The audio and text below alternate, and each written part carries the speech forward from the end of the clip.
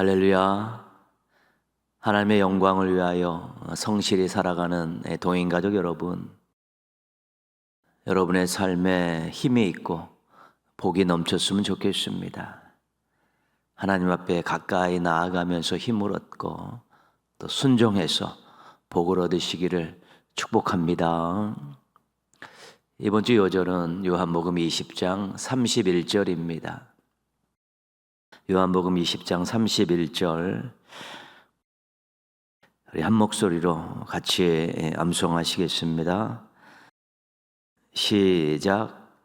오직 이것을 기록함은 너희로 예수께서 하나님의 아들 그리스도이심을 믿게 하려 함이요 또 너희로 믿고 그 이름을 힘입어 생명을 얻게 하려 함이니라. 요한복음 20장 31절 말씀. 아멘. 요한복음의 우리 기록 목적을 가르쳐주는 말씀인데 성경의 기록 목적이라고 이야기해도 좋습니다. 성경을 통해서 예수님께서 하나님의 아들이시고 그리스도라는 것을 이제 가르쳐주는 것입니다. 그런데 성령님께서 우리 속에 오셔서 그 예수 그리스도가 하나님의 아들이시고 그리스도라는 것을 믿게 하시죠. 믿게 하시, 믿음을 주시는 것이죠. 우리가 성령의 효과적인 부르심이다, 그렇게 배우지 않았습니까? 그래서 예수님께서 하나님의 아들이시고 그리스도이시라는 것을 믿는 사람은 생명을 얻는다는 것이죠. 우리가 자주 표현하는 내용이죠. 죄사함을 받았다, 구원받았다, 영생을 얻었다, 같은 다 의미들입니다. 그래서 성경은 믿음의 책입니다. 우리에게 믿음의 내용들을 알려주고 있기 때문에 그렇습니다. 그 성경은 구원의 책입니다. 우리가 어떻게 해야 구원을 받을 수 있는가를 가르쳐주기 때문에 그렇습니다. 하나님의 아들이시고 그리스도이신 예수 그리스도를 구주로 믿으면 우리가 구원을 받을 수 있는데, 그 구원을 받게 하기 위해서 성경이 기록됐고 성경이 예수님을 어떤 분으로 소개하고 있는가를 가르쳐주는 것입니다. 웨스트민스터 소요리문답 3문답입니다. 성경이 주로 가르치는 것은 무엇입니까? 그렇죠?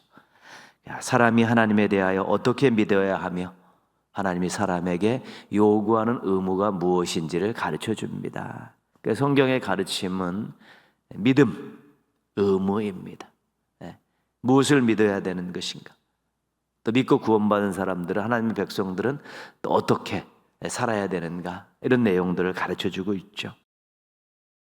그래서 우리가 말씀에 관심과 투자를 아끼지 말아야 됩니다. 그 안에는 믿음의 내용이 들어가 있고 구원받은 방법이 들어가 있고 그 안에는 구원받은 이후에 하나님의 자녀들이, 하나님의 백성들이 어떻게 살아가야 되는가가 담겨 있기 때문에 그렇습니다. 그래서 우리가 말씀을 늘 읽고 가까이 하고 외우고 묵상하다 보면 성령께서 그 말씀을 가르쳐 주십니다. 깨닫게 해주시고 또 잊어버렸던 것은 다시 기억나게 하시고 또 그 뜻을 받들어 살 수 있도록 힘을 주십니다. 신앙과 삶의 아름다운 변화와 성장이 말씀을 통해서 시작된다는 것 기억해야 되는 것입니다. 하나님께서 우리에게 성경을 통해 주시고자 하시는 이 선물들이 많습니다. 특별히 말씀을 통해, 성경을 통해 주시는 이 선물들 많이 받고 마음껏 누리는 하나님의 백성들, 말씀의 백성들 되시기를 주님의 이름으로 부탁드리겠습니다. 함께 찬송가 264장 찬송하시겠습니다. 찬송 후에 김영숙 권사님께서 기도 인도해 주시겠습니다.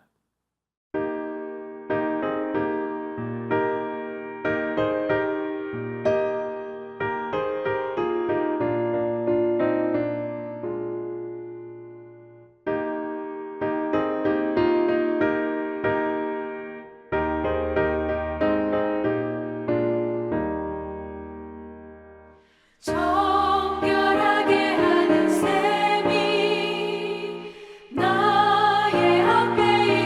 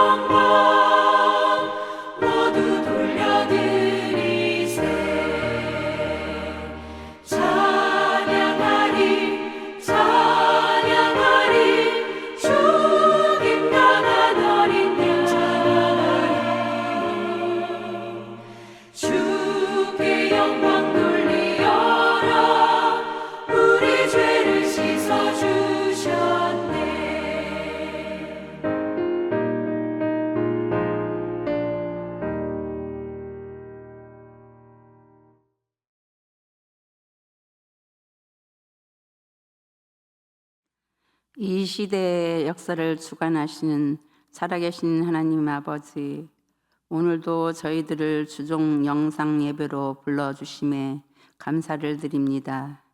이 험악한 세상에서 저희들을 구원하사 성별된 하나님의 자녀로 불러주심을 감사를 드립니다. 먼저 예배드리기 전 지난 시간을 돌이켜볼 때 새해에는 하나님의 뜻대로 산다고 다짐했건만 내가 주인이 되어 내 뜻대로 살아갈 때가 더 많았고 주님을 섬긴다고 하였건만 내가 더 섬김을 받기를 더 원했습니다. 하나님, 우리의 무지함과 약함의 죄를 고백하오니 흰눈보다 양털보다 더 깨끗하게 씻겨주시옵소서. 더 이상 우리 주님을 십자가에 못 박히는 죄를 범하지 않게 도와주시옵소서. 모든 인류의 역사를 주관하시는 전능하신 하나님, 우리나라 대한민국을 기억하여 돌보아 주시옵소서.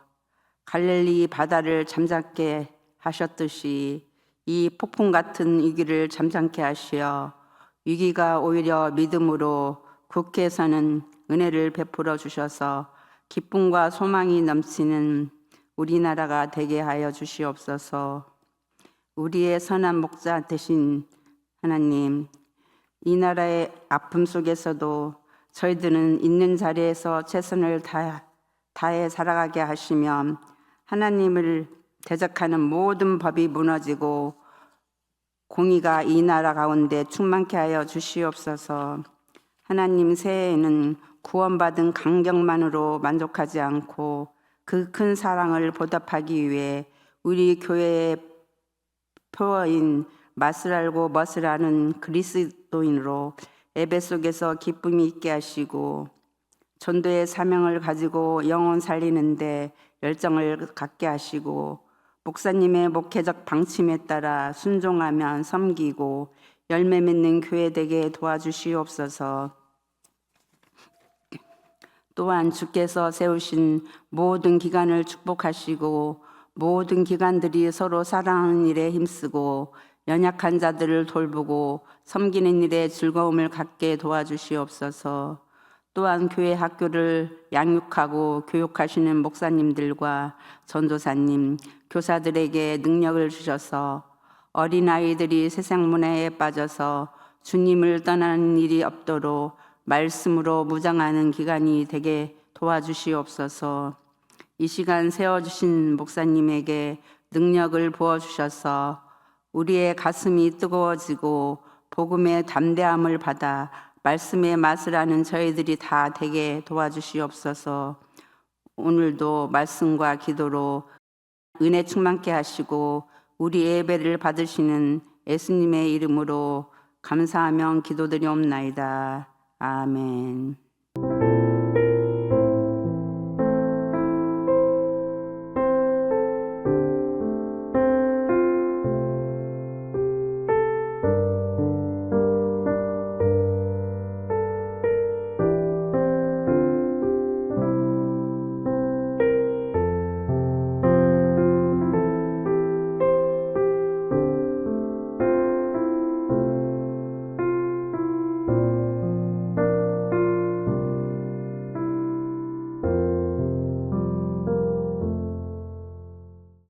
오늘 주신 하나님 말씀은 고린도전서 16장 21절에서 24절까지 말씀입니다.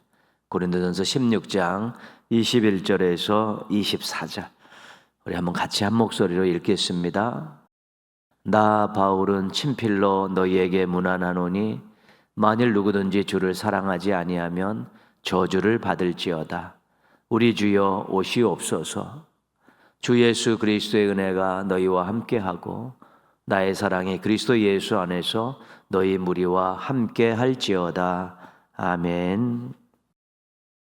2024년 5월 26일 올려드렸던 우리 호산나 찬양대의 찬양으로 함께 영광 돌리시겠습니다.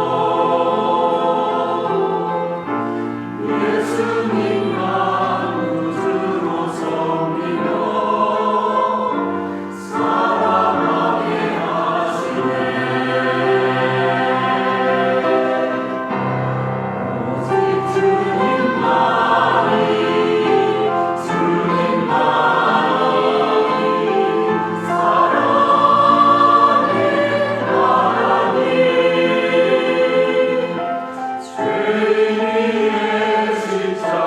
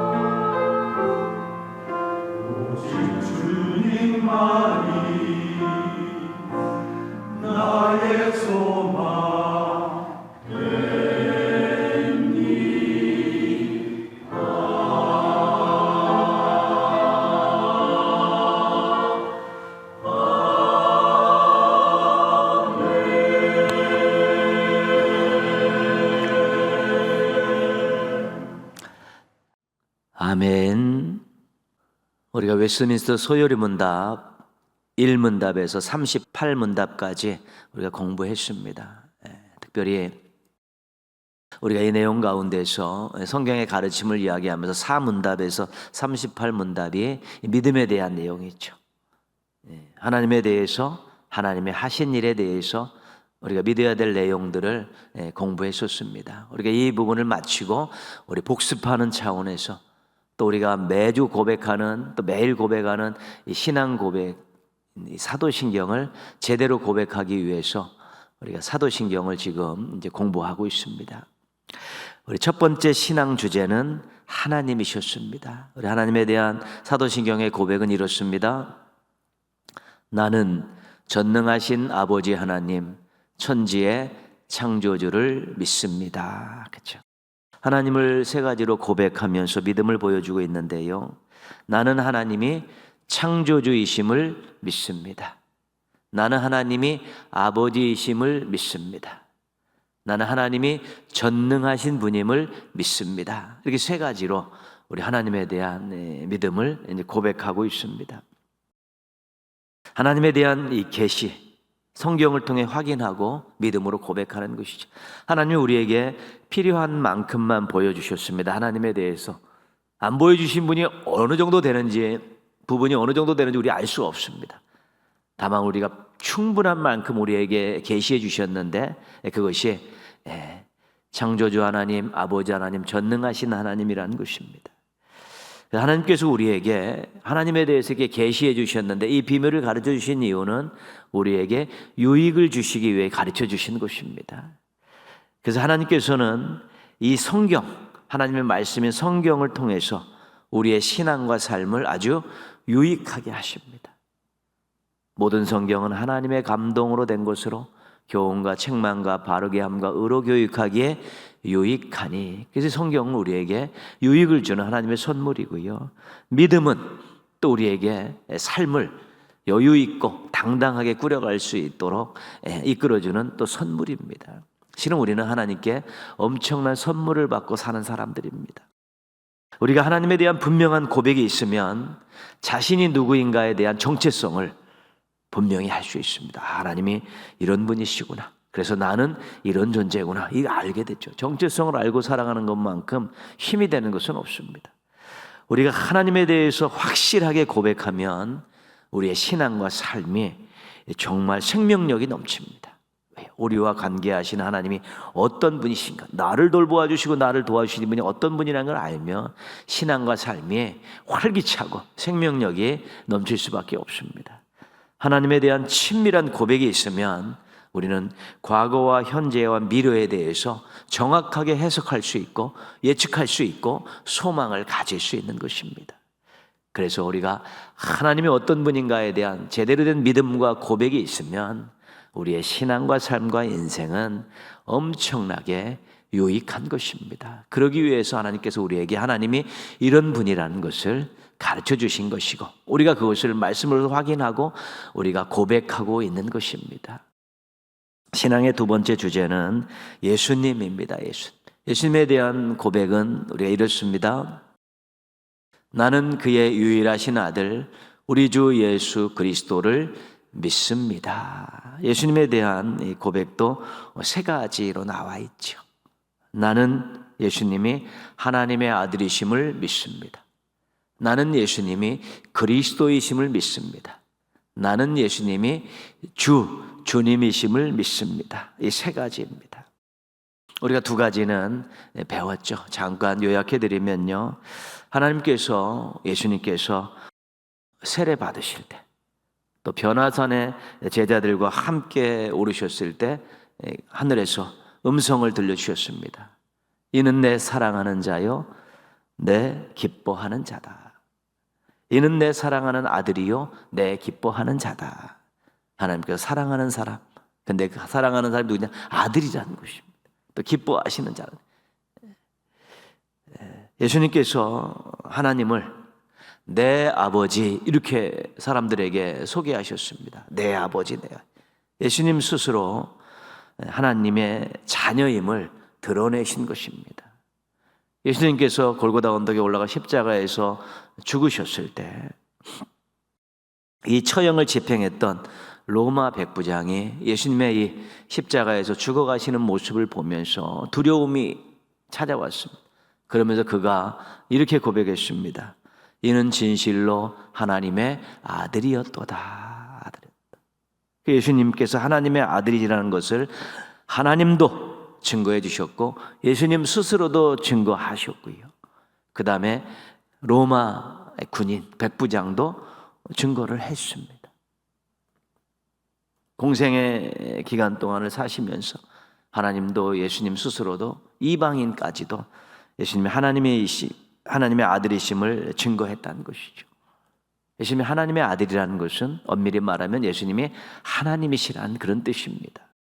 하나님께서 죄인인 우리들을 구원하시기 위해서 양자로 받아들이시기 위해서 하나밖에 없는 하나님의 아들 예수님을 십자가에서 죽게 하셨습니다. 희생하게 하셨습니다. 굉장히 놀라운 일이죠. 하나님의 그 아들을 죄인인 우리를 양자 삼기 위해서 십자가에서 희생하셨다는 것은 놀라운 일이고 감격스러운 일이고 그렇습니다. 신앙에는 실은 구원받은 사람에게는 이 놀라운 감격 이런 것들이 생겨날 수밖에 없습니다. 하나님의 아들을 희생하셨으니까요. 헬라어로 그리스도는 히브리어 메시아와 같은 뜻입니다. 기름 부음을 받은 자 이런 뜻이죠. 예수님께서 기름 부음을 받으신 분입니다. 우리 지난주 말씀 가운데 사도행전 10장 38절 보시면요. 하나님이 나사렛 예수에게 성령과 능력을 기름 붓듯 하셨으며 그가 두루 다니시며 선한 일을 행하시고 마귀에게 눌린 모든 사람을 고치셨으니 이는 하나님이 함께 하셨음이라. 하나님께서 예수에게 성령과 능력을 기름 붓듯 하셨다는 것이죠. 기름 부으셨다는 것입니다. 근데 성령과 능력으로 부어주신 것이죠. 기름 부음을 받으셨기에 성령과 능력을 받으셨기에 선한 일도 하시고 치유 사역을 하시는 이것이 메시아 사명인데 메시아 사명을 감당하셨다는 것입니다. 구약에서는 예언자, 제사장, 왕이 기름 부음을 받고 사역을 했는데 예수님은 예언자의 사역도 감당하셨고 제사장의 사역도 감당하셨고 왕의 사역도 감당하셨고 지금도 감당하고 계신 그리스도이십니다. 예수님이 기름 부음을 받은 자, 예언자, 제사장, 왕의 사역을 감당하시고 지금도 감당하신 그리스도이시다. 우리가 이 두 가지를 지난 시간에 배웠습니다. 오늘은 세 번째, 예수님에 대한 세 번째 고백, 주님에게 대한 고백입니다. 우리 성경시대에 일반적으로 보면 높은 지위에 있는 사람을 주님이라고 이렇게 불렀습니다. 신하가 황제에게 주여 주님 이렇게 불렀었고요. 종이 노예가 주인에게 주여 주님이라고 불렀고요. 학생들 제자들이 우리 스승에게 주여 주님이라고 부르기도 했고요. 또 아내가 남편을 주여 또 주님이라고 부르기도 했습니다.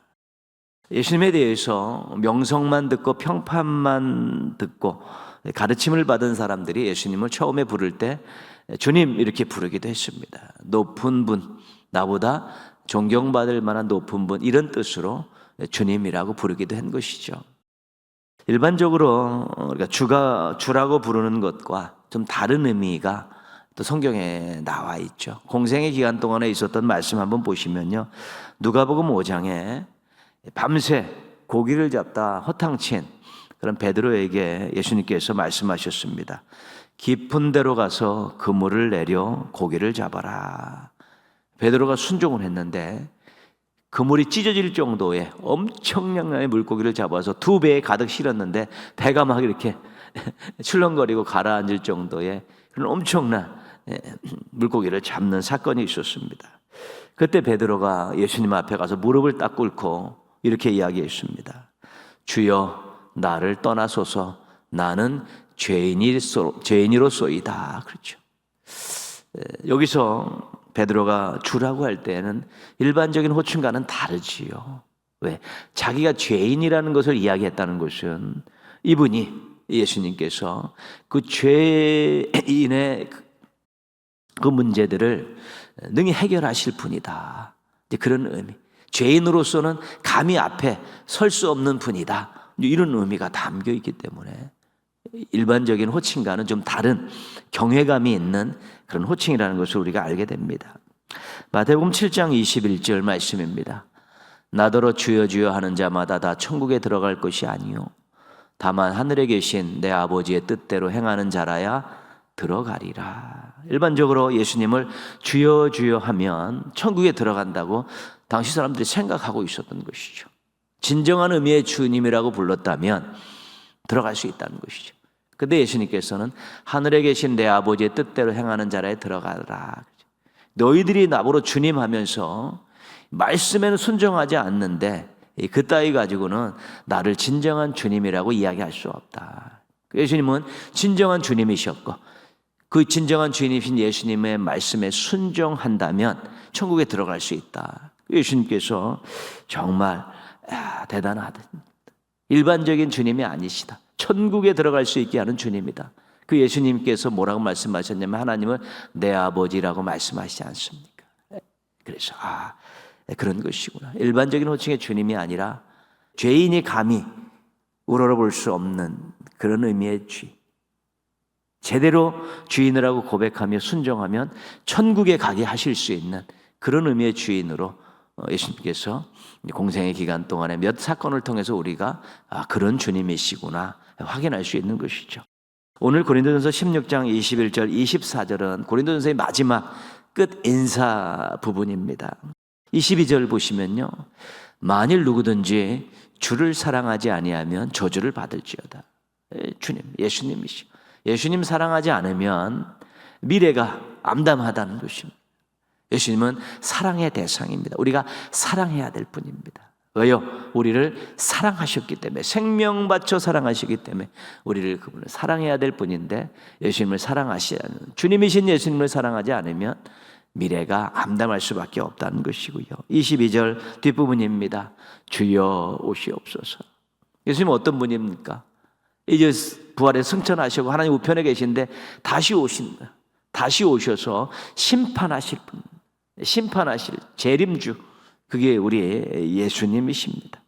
재림하실 예수님을 기다리는 탄원의 간구이고 소망의 기도가 주여 오시옵소서. 예수님이 심판을 감당하시는 분이기 때문에 그렇습니다. 23절입니다. 주 예수 그리스도의 은혜가 너희와 함께하고. 예수 그리스도이신 주님은 은혜를 베푸십니다. 주님이신 예수 그리스도는 은혜를 베푸시는 분이고 함께 하시는 분입니다. 그래서 지금도 성도들과 함께 하시며 성도들에게 은혜를 베푸시며 도움을 주고 계신 그분, 그 예수 그리스도가 바로 주님이십니다. 우리의 주인이십니다. 예수님께서 본격적으로 주로 불리신 것은 실은 부활 이후입니다. 부활 이후죠.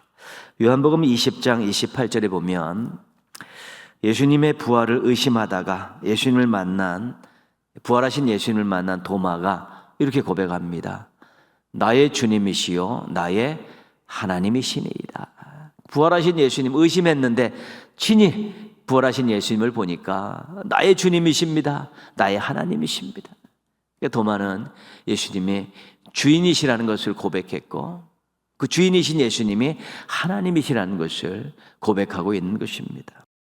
사도행전 2장 36절에 베드로가 오순절날 설교를 하면서 예수님을 소개했던 내용이 나와 있습니다. 너희가 십자가에 못 박은 이 예수를 하나님이 주와 그리스도가 되게 하셨느니라. 그렇죠?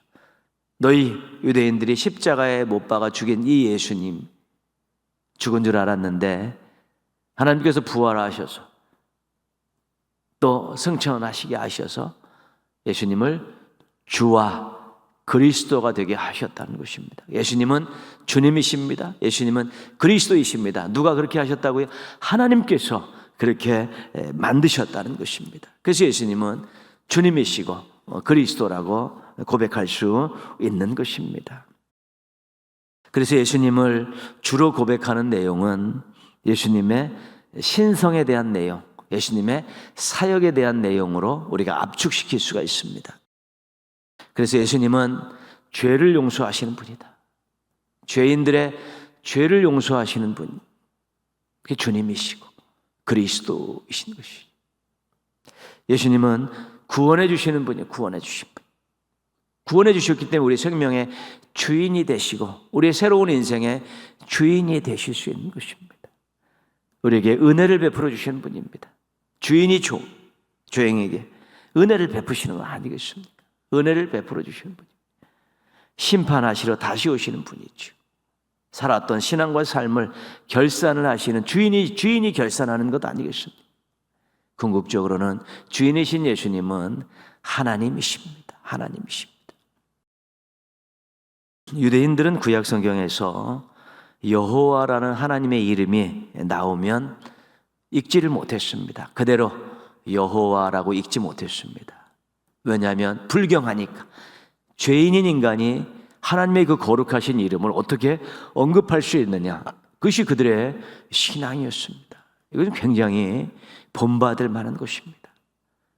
옛날에 제자들이 스승의 그림자도 밟지 않았다고 이야기하지 않습니까? 이들이 하나님, 하물며 이 창조주 하나님, 전능하신 하나님, 그 하나님의 이름이 구약 성경에 나올 때 그들은 여호와라고 부를 수가 없었습니다. 감히 부를 수가 없어서 그들은 이 여호와라는 이름이 나오면 읽을 때 아도나이 이렇게 읽었습니다. 아도나이. 아도나이란 뜻은 나의 주님이라는 뜻입니다. 그래서 여호와라는 이름이 나오면 나의 주님 이렇게 읽었습니다. 아도나이 이렇게 읽었죠. 하나님의 거룩하신 이름 여호와를 입에 언급할 수 없게 해서 그냥 주님 이렇게 불렀다는 것입니다. 뭐 그런 이야기도 있습니다. 이 서기관들이 필사를 하지 않습니까? 옛날에는 성경을 율법을 이렇게 쫙 필사하다가 여호와라는 이름을 발견하면 펜을 놓고 손을 한번 씻고 여호와라는 이름을 썼다고 그런 이야기도 전해오고 있습니다. 그 정도로 그들은 전능하신 그 창조주, 그 하나님의 이름에 대해서 존경을 표하고 경애를 표했다는 것입니다. 그들이 여호와의 이름을 만났을 때 주님 이렇게 불렀다는 사실이 하나님과 주님이 연관되어 있고 예수님이 하나님이시기 때문에 예수님도 주님이라고 불러 마땅한 내용이라는 것을 우리가 알게 되는 것입니다.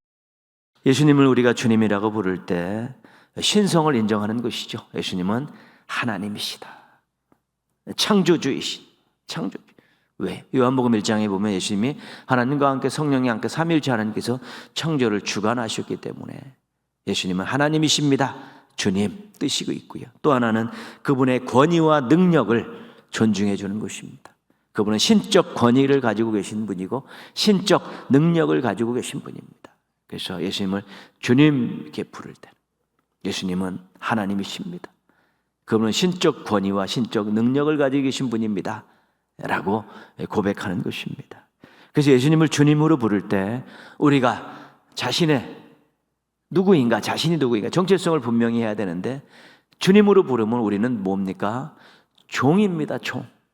예수님을 주님, 하나님을 주님 부르면 그 순간 우리는 종입니다. 고백이 중요한 것입니다. 예수님 주님 부르면 우리는 종의 자세를 갖고 종의 마음을 가져야 되는 것입니다.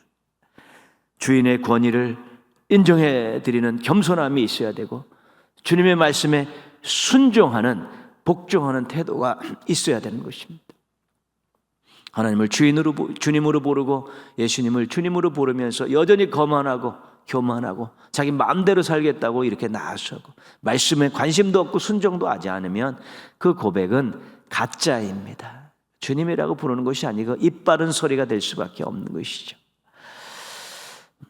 그런데 하나님께서 우리가 종의 모습을 갖지만 종의 마음을 갖고 종의 태도를 갖지만 하나님은 우리를 종으로 함부로 취급하지 않습니다. 하나님께서는 우리에게 권위에 눌린 순종이 아니라 자발적인 순종을 하기를 원하시기 때문에 종은 종인데 자녀 같은 종이고 종은 종인데 사랑하는 종이에요. 그렇게 대우해 주시는 것이죠. 집 나간 둘째 아들이 돌아와서 아버지에게 잘못했습니다. 이제는 아들로 여기지 마시고 종으로 여기주십시오. 그렇게 살겠습니다라고 돌아왔을 때 아버지가 어떻게 했습니까? 좋은 옷 입히고 가락지 껴주고 잔치 벌어주면서 네가 무슨 종이냐, 아들이지, 그러면서 받아주시지 않았습니까? 우리가 주님 부르면서 우리가 종으로 살겠습니다. 그래도 하나님 보시기에 우리는 자녀이고 사랑하는 자이기 때문에 그 아름다운 자발적인 순종을 바라보시면서 우리를 또 자녀로 대우해 주시고 또 하나님 영광을 위한 또 그렇게 살아갈 수 있는 사랑의 대상으로 하나님께서 우리를 대우해 주시는 것입니다. 주 대신 예수님, 주님 대신 예수님께서 우리들을 위해서 한 일을 생각하며 감사하시면서 나는 주님의 권위를 인정해드리고 주의 말씀에 순종하는 신실한 종으로 살겠다고 그렇게 다짐하시고 그런 삶을 살기 위해서 노력하고 분투하시면 우리 하나님께 기쁨이 되는 멋진 인생들이 되어질 수 있게 될 것입니다. 우리가 3주 동안에 예수님에 대한 고백을 한번 살펴보았습니다. 한 번 더 읽겠습니다. 나는 그의 유일하신 아들 우리 주 예수 그리스도를 믿습니다. 예수님은 하나님의 아들이십니다. 예수님은 그리스도이십니다. 예수님은 주인이십니다. 이 고백을 하면서 한 가지 꼭 기억해야 될 것은 뭐냐면 하나님의 아들이 그리스도께서 주인께서 나를 위해, 죄인인 우리를 위해, 죄인인 나를 위해 생명을 희생하셨다. 고난받으시고 생명을 희생하셨다는 것입니다. 이것만큼은 잊어버리면 안 되는 것입니다. 죄를 사하시기 위해, 구원해 주시기 위해서 십자가의 생명을 버리셨다는 것이죠. 이 이해되지 않고 있을 수도 없는 일을 행하신 예수님을 우리가 하나님의 아들로 그리스도로 주로 고백할 때마다 믿고 닮아야겠다 생각하고 따라야겠다라는 생각하고 이전보다도 주님을 사랑하며 살겠다고 다짐하고 다짐하게 될 때 예수님에 대한 고백 때문에 우리의 삶의 태도가 달라지고 예수님 앞에서 우리의 자세가 달라지고 또 예수님을 따라가는 우리들의 모든 것들에 새로운 것들이 생겨나기 때문에 주님께도 큰 기쁨을 드릴 수 있고 우리는 더 행복하게 인생을 경영해 갈 수 있게 되는 것입니다.